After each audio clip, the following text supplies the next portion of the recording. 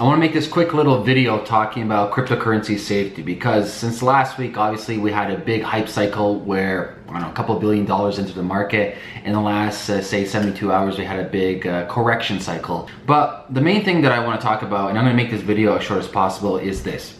The main thing is security of your cryptocurrency and your tokens. Let's first talk about cryptocurrency and token. Those two are different things.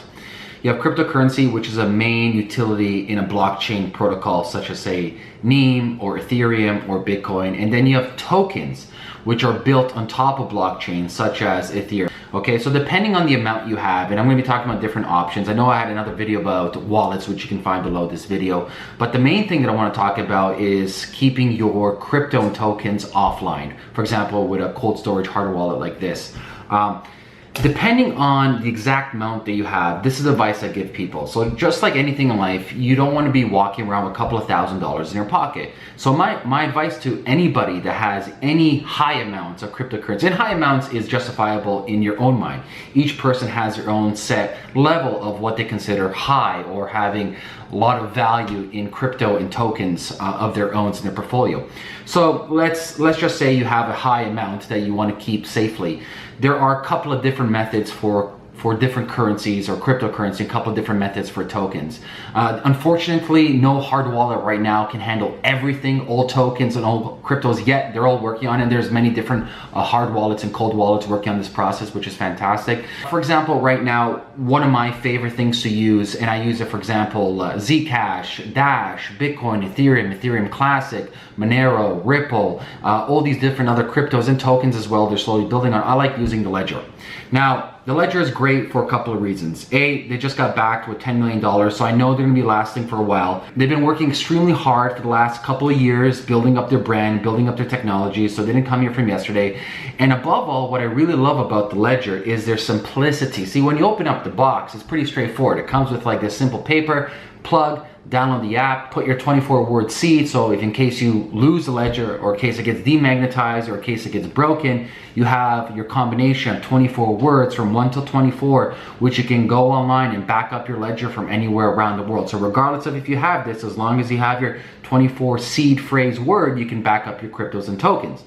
Now, the downside with, say, using the Ledger is the fact that they don't support everything. For example, some tokens such as Saya, for example, Golem right now, they don't support that. So you don't, like I mentioned before, you don't have the optionality of utilizing all your tokens and cryptos on this yet. You know, I don't want to keep this video biased and just talk about the Ledger. I've also played around with the Trezor hard wallet, which I think it's great. I think they might be ahead of the Ledger in regards to accepting all ECR20 tokens from Ethereum. I'm not 100% on that, but that's what I heard. So that's pretty cool, where you can actually accept all different tokens.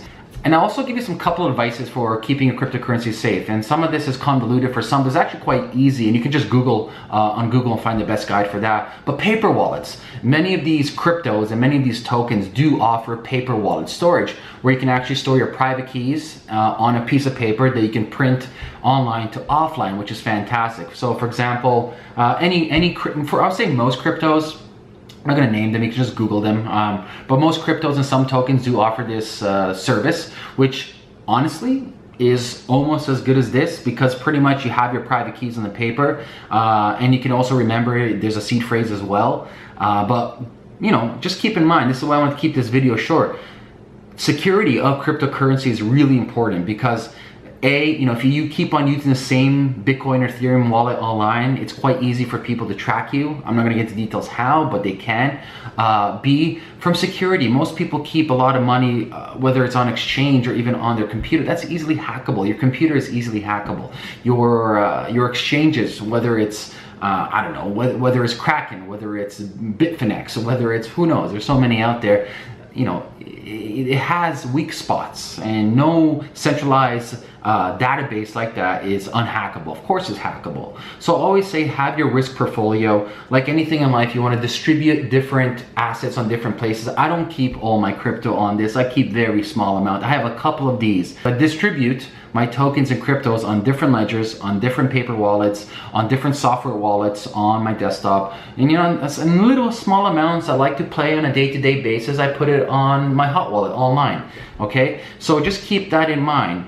The security of your crypto is really important, because too many people, especially now in the last week with this huge gold rush of crypto and token, too many people are going to exchanges, buying thousands of dollars worth of crypto and keeping it on the exchange. And you know, no one has, those guys, they didn't read about Mt. Gox, and they don't understand the security issues. And you know, they could be the next Mt. Gox, but you know, they keep all these valuable assets on the exchanges or on these wallets, and then one day they wake up and their stuff is gone. Or worse, this has happened to a lot of people. Or worse, get this, they just lose their private keys, or they lose their backup phrase, or even worse, they don't back it up at all. Actually, I know a lot of people who've downloaded wallets and haven't followed instructions, and they haven't backed it up. And I remember even like 2 years ago when I was first getting into this, some wallets were so convoluted, setting address here, doing this. I've lost thousands of dollars worth of crypto because just the instructions alone, it just wasn't good. It wasn't Apple friendly, how I like to put it.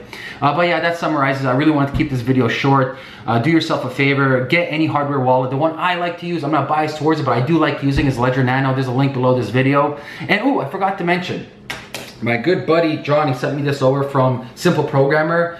If you want to learn about programming, whether it's JavaScript or anything else, check out his YouTube channel. John, thanks for this shirt, man. It's awesome. I'll leave a link below this video. Like always, guys, if you have any questions for me, leave a comment below this video, and I'll talk to you guys soon. Peace.